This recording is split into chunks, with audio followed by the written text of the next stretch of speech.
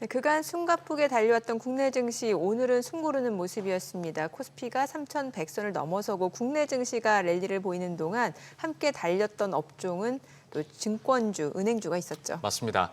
투자자들이 선뜻 투자하기 꺼려지는 종목군이기도 했었는데 그간에 어마어마한 강세를 보였습니다. 앞으로의 흐름은 또 어떻게 될지도 가늠해 보도록 할 텐데요. BNK 투자증권 김인 연구원과 함께하도록 하겠습니다. 어서 오세요. 어서 오십시오. 안녕하세요. 예, 상법 개정도 그렇고 지수의 강세도 그렇고 함께 이런 모멘텀을 타다 보니까 네. 증권 금융주들 어마어마하게 올랐습니다. 네. 그리고 이외 이따 얘기할 기회가 있을지 모르겠습니다만 스테이블 코인 이슈도 네. 같이 나왔고요.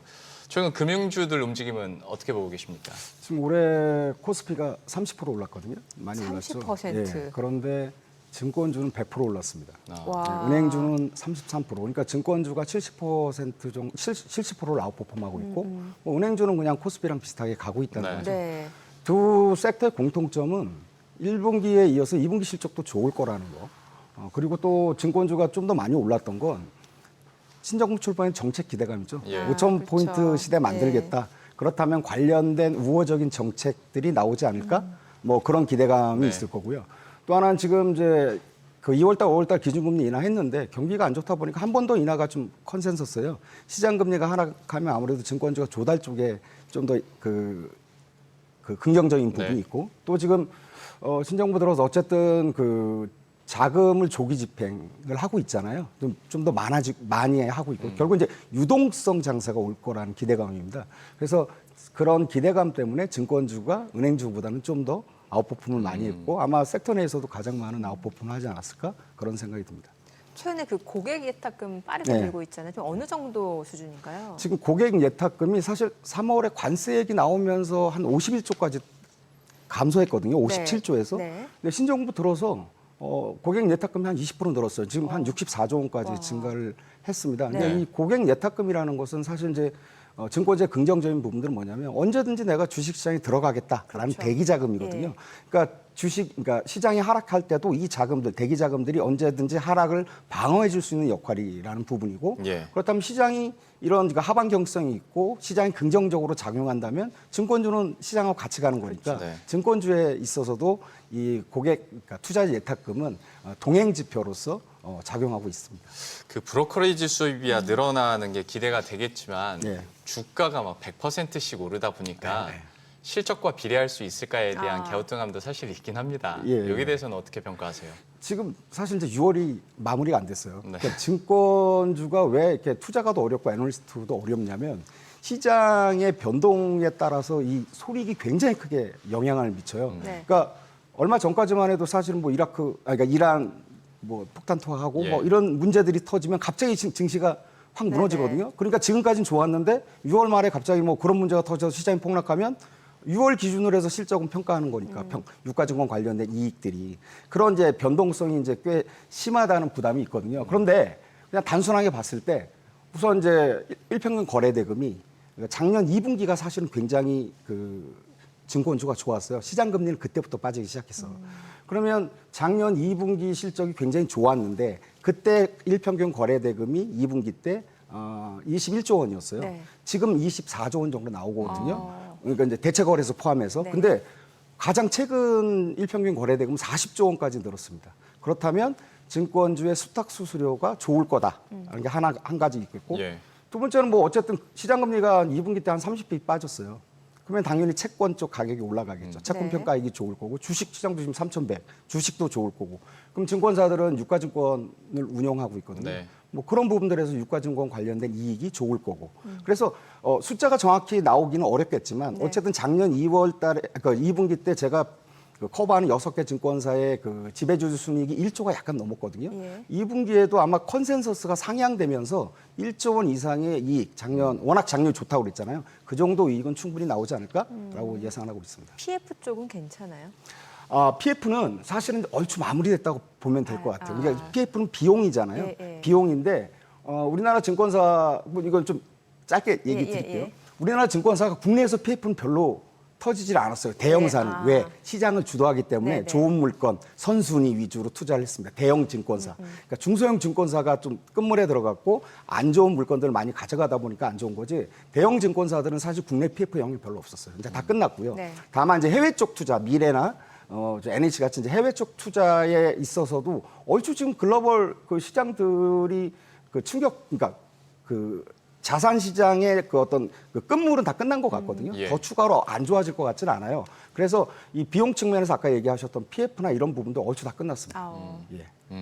주주 환원율을 높이려고 하는 새 정부의 정책에 대해서도 그 영향력 한번 여쭤보고 싶은데 사실 증권주에 있어서 이게 좀 부정적일 수 있다라고 얘기를 하는 사람도 있지만 또 자발적으로 미리 자사주 매입해서 소각한 기업들이 주가가 먼저 튀어오르는 경우들도 그전에 있었으니까요. 예. 여기에 따라서 어떤 증권주에 대한 주가 흐름은 어떻게 평가할 수 있을까요? 그러니까 지금 자사주 관련된 부분들은 좀 결정된 건 저거예요. 금융위에서 기존의 상장사들 5% 이상 자사주에 대해서 공시했는데 이거를 1% 이상으로 강화시켰습니다. 예. 그리고 이제 그 구체적으로 그럼 어떻게 할 거냐, 그 내용만 딱 결정된 거고 세부적으로는 어떻게, 그럼 자사주에 있는 거를 우리는 앞으로 어떻게 하겠다라고 공식 강요할 거냐, 이것까지는 아직 모르겠어요. 그런데 자사주라는 게 사실은 대주주 입장에서 봤을 때 굉장히 중요한 부분이에요. 왜 그러냐면 이게 이제 지분율이 낮은 대주주, 이거는 자사주가 그 경영권을 방어하는 요인으로 많이 작용을 하거든요. 예. 그럼 여기서 우리가 이제 자사주 그 소각 의무에 부담이 되는 건 경영권, 즉 대주주 지분율이 낮은 그런 뭐 금융회사뿐만이 아니라 그런 회사들일 겁니다. 그럼 이게 긍정적으로, 그러니까 부정적으로 작용할 수 있는 게 뭐냐면 그 자사주가 경영권 방어로서 활용돼야 되는데 그걸 무조건 소각한다. 그러면 이제 경영권을 방어하려면 대주 입장에서는 그 자사주를 백기사한테 매각을 하게 되는 겁니다. 백기사한테 매각하면 백기사도 마찬가지죠. 나중에 주가 올라가면 팔 거 아닙니까? 그럼 이건 나중에 수급 문제가 생겨요. 수급 부담이 생겨요. 투자자들한테. 그래서 부정적인 겁니다. 그렇지만 자사주를 소각한다는 부분들은 당연히 향후에 나올 수 있는 물량들을 없애주는 거기 때문에 투자자한테는 긍정적이에요. 네. 근데 이 대주주가 아까도 얘기했지만 지분율이 낮은 대주주가 결국 이 자사주를 어떻게 활용할 거냐라는 부분들은 케이스 바이 케이스가 될 거예요.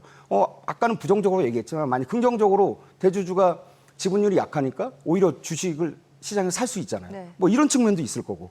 그래서 그 딱 좋다 나쁘다라고 해서 딱 크게 규정 지을 수는 없는 거고 케이스 바이 케이스로 바라봐야 될 겁니다. 근데 좀 궁금한 게 금융주, 특히 뭐 은행주도 그렇고요. 금융주들은 다른 업종의 그 대주주들보다 특정 대주주가 좀 모호한 경우들이 많지 않습니까? 그러니까 없죠. 이제 경영권에 대한 방어를 위해서 한다기보다 자사주를 매입해서 소각하는 게 사실 더 투자자 입장에서도 보고 지금 정부의 정책을 맞추기에도 더 좋은 게 아닌가? 단순하게 그렇게 생각이 우선 되세요. 은행은 대주주 문제가 없는 거죠. 예. 은행은 이제 다 이제 지방 그렇죠. 은행들만 빼놓고 없고 이제 증권 쪽은 아까 얘기했듯이 그 지금 그 자사주에 대한 부분들의 우려가 있는 부분들은 한국 금융지주가 대주 지분율이 21%예요.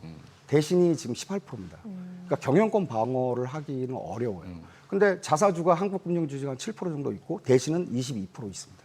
그러니까 이 경영권이 굉장히 그 지분율이 약하기 때문에 언제든지 M&A가 될 수 있는 부분이에요. 그러니까 아까 아주 특정한 몇 개의 개인 회사를 얘기하는 거고 나머지 회사들은 다 지분율이 30%, 50%예요. 네, 그렇죠. 그러니까 그렇다고 보면 그 두 개 정도가 영향을 주지 않을까라고 생각이 듭니다.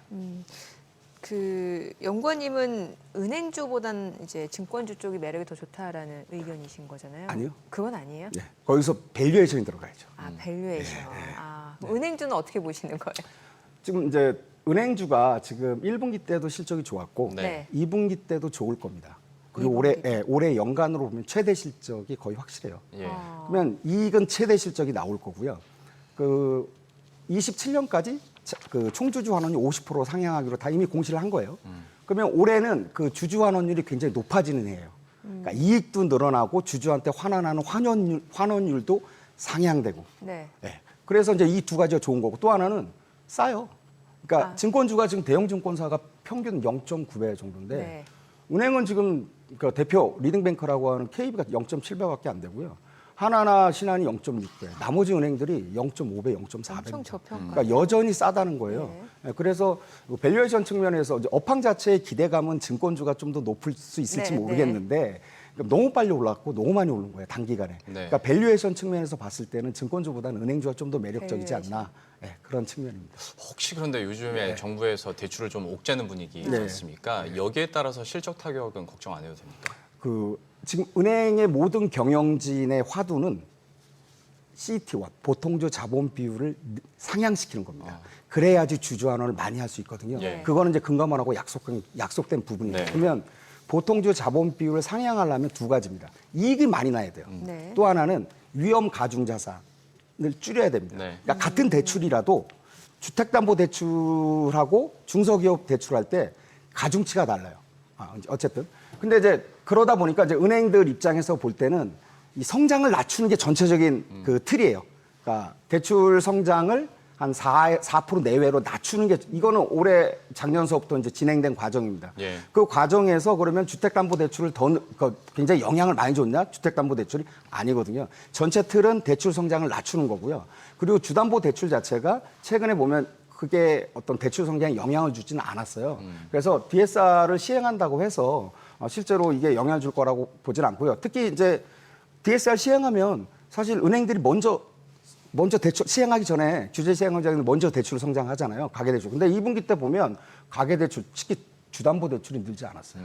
보통 이제 수요는 많을 거 아닙니까? 네. 근데 그렇게 많이 안 늘었어요. 그러니까 은행들이 뭐 주담보대출이 특별히 은행 성장할 니즈도 별로 없을 뿐더러 성장에 영향을 주지도 않기 때문에 실적에도 크게 미치는 영향이 없다. 이렇게 보시면 될 것 같습니다. 지금 정부가 배당소득 분리과세 추진 중이라고 하는데 이게 은행주들 입장에서 그렇게 반길 만한 소식은 아닌가 봐요. 은행은 그 배당 정책이 명확합니다. 기업 가치 제고 방안을 23년, 24년에 딱 했거든요. 예. 딱 우리금융은 30% 할 거다 배당 성향. 네. 27년까지. 그리고 JB금융은 26년까지 28% 할 거다. 나머지 은행들은 배당 총액이나 주당 배당금을 완만하게 증가시킬 거다. 그리고 배당 총주주 환원율이 높아지는 그 부분은 자사주 매입 소각을 확대할 거다는 겁니다. 이건 명확하게 나왔어요. 즉 배당의 변화가 없다는 거예요. 배당 분리과세 한다고 해도. 네. 그러면 왜 그럴 거냐? 이게 그 은행들 입장에서는 PBR이 너무 낮아요. 그래서 주식을 사가지고 소각하는 게 주주 가치를 제고하는 데 더 좋다는 겁니다. 예. 근데 이 배당 정책이 변하는 데 있어서 딱 한 가지. PBR이 0.9배 이상 되면 자사주를 매입해서 소각하는 것보다 오히려 배당을 많이 하는 게 더 주주 가치를 위해서 좋을 수 있다라고 얘기를 한 거예요. 그러니까 PBR이 이렇게 낮은 상태에서는 배당에 대한 정책은 변화가 없을 거고요. 네네. 자사주 매입 소각 계속 늘릴 거고요. 네. PBR이 0.9배 이상 될 때 배당을 많이 늘릴 겁니다. 네. 근데 지금은 아니고 좀 먼 얘기예요. 0.5배밖에 안 되니까. 예. 예. 그러네요. 저 그럼 마지막으로 이제 마무리하는 시점에서 증권주와 은행주에 대한 마지막 투자 전략이나 전망 간단하게 좀 부탁드리겠습니다. 사실 이제 증권주는 사실 그 투자가들이 그 은행들, 애널리스트들이 다 부담을 느껴요. 지금 너무 단기에 올랐기 때문에. 그럼 이 상태에서 뭔가 밸류에이션의 변화가 있을까? 그러니까 주가가 상승하려면 실적도 좋아야 되지만 네. 뭔가 멀티플, PBR이라는 멀티플이 상향될 이유가 있을까? 요것들을 찾아봐야 되거든요. 근데 정책이 바뀌었으니까 정부가 그 신정부 들어섰고 그리고 이제 뭐 주식시장 그러니까 부양 얘기도 있고 하니까 예. 근데 너무 빠르게 올라오다 보니까 증권주가 지난 10년 동안 평균적으로 PBR이 0.4배에서 0.6배에서 움직였거든요. 근데 최근 한 달간 2배가 올랐어요. 네. 그러니까 부담된다는 거죠. 그러면 이익이 그만큼 확 늘어날 거냐? 증권주 이익은 추정하기가 굉장히 어렵습니다. 시장을 전망해야 되거든요. 그래서 이익의 안정성이 굉장히 안정성이 낮은 섹터인데 과연 PBR이 레벨업이 되는 부분들이 용인이 되는 걸까? 이거는 고민들을 하고 있어요. 저희도. 네. 예. 근데 반면에 이제 은행주는 여전히 싸다는 거예요. 그리고 주주 환원을 계속 확대시켜 나갈 거라는 얘기입니다. 그래서 그 증권주보다 은행주가 훨씬 좋다고 얘기하고 있고 선호주로 보면은 증권주에서는 이제 키움증권이 좀 좋게 보여요. 키움증권은 이 플랫폼 증권사라고 해서 네. 어쨌든 지점이 없잖아요. 네. 거래 대금이 늘면 가장 수혜를 보는 네. 증권사입니다. 그게 첫 번째고 두 번째로는 그 종합금융투자사 자격증 인가를 받았어요. 이거가 이제 4조 원 이상의 인가를 받았기 때문에 어물 발행해서 자금을 조달하고 조달한 자금으로 해서 IB 쪽 네. 그걸 강화할 겁니다. 사람도 이미 뽑아놨고요. 그래서 추가로 이익이 증가할 가능성이 높은 게 키움증권이고요. 은행주 내에서는 KB를 선호하는데 KB가 지금 1분기에 5,200억의 자사주 매입을 했고요. 추가로 3,000억 하반기에 할 거라고 예상했던 그 3,000억을 주가가 많이 빠졌으니까 추가로 집행하겠다 미리. 그래서 8,200억 원의 자사주 매입을 했는데 지금 제가 추정한 그걸로 봐서 시장에서는 좀 많이 좀 긴가민가해요. 추가로 1.1조 원 더 할 수 있을 거라고 보거든요. 제 리포터에 이제 얼마 전에 나간 리포터에 네. 이제 썼는데 그러면 올해 주주 환원율이 57%입니다. 어. 그러면 이걸 아직은 시장에서는 아직 긴가민가해요. 네. 정부에서 과연 이거를 용인해 줄 거냐? 근데 정부 입장에서는 보통주 자본 비율이 이 정도 되는 선에서 니네들이 주주 환원해라라고 얘기했으니까 보통주 자본 비율 기준으로 얘기하는 거거든요. 제가. 예. 그래서 은행주 중에서는 KB증권이 가장 좋아 보인다라고 정리드릴 수 있겠습니다. 네, 오늘 내용 잘 들었습니다. 고맙습니다. 예, 고맙습니다.